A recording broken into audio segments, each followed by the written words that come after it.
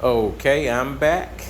Um, Finished up cutting all the accessory tabs that I did not need off of the axle.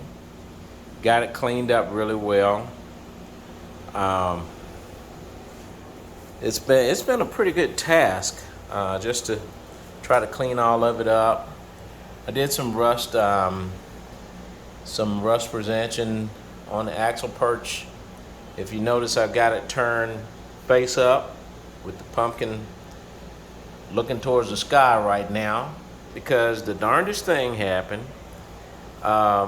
It's just about dried off now. Just put brake clean on it. But I spent the other day pressure washing and cleaning this thing, and thought I did a pretty good job with it. Now I've noticed a couple little puddles here where I had the thing sitting where it sort of leaked a little bit, that rear axle. So my plan was to get it cleaned up anyway and come back and address the leak. Well, I have my big ugly pan, if you can see, underneath that. And the darndest thing, when I pulled the rear pan off, there was not a single drop of oil in that thing. And if you can see how it's wet right around the edge, around the pan, that's why I have it upside down right now. There was no gasket, and there was, whatever, I guess you call it gasket maker or whatever, but it was hard as a brick. No gasket or anything, so that's why the thing leaked, and it leaked all the oil out, but it leaked just enough to keep spots everywhere I've moved this frame to in the garage, and this thing leaked down, and I pulled the back end off, no oil. So I've got it draining like this. It's been sitting this way for probably about an hour or so. I'm gonna go ahead and whatever else is falling into that pan, I hope that's all of it.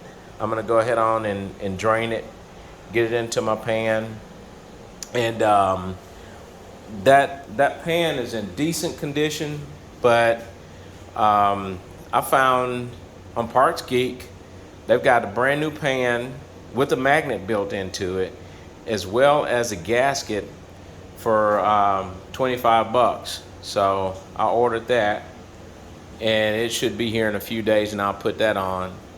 My next project that I'll go to now will be cleaning up the chunk. I'll get all of that all cleaned up and ready for paint as well.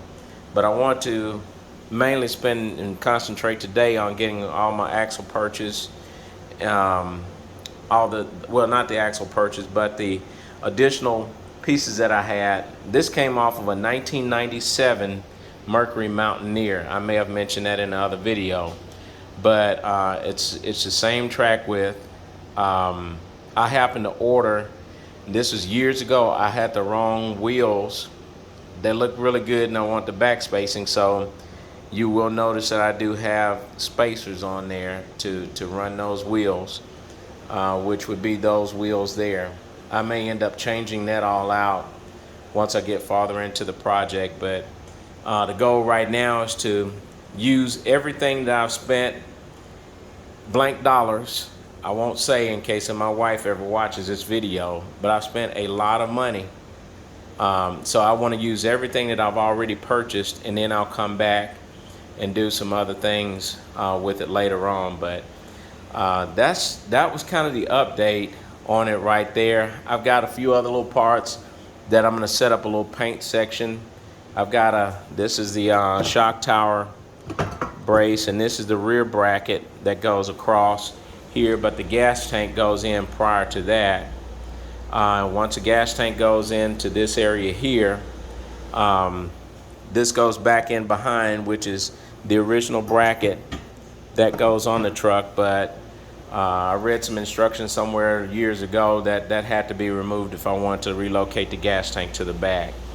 So that's it. That's the frame. Oh, and my shock braces, they've got a little rust on them, surface rust, and I realized I did that when I pressure washed this thing. And so I'm gonna go back and clean those up and get that painted. I'm gonna set up a little paint station for all of my parts, all my raw metal parts that I need to paint, and get all that done. And then I'll be back with you real soon. So it's been a long day, and I'm gonna go ahead on and call it a day now. But I'll check back with you. Check back in here in a day or so, and I'll have you some updated videos.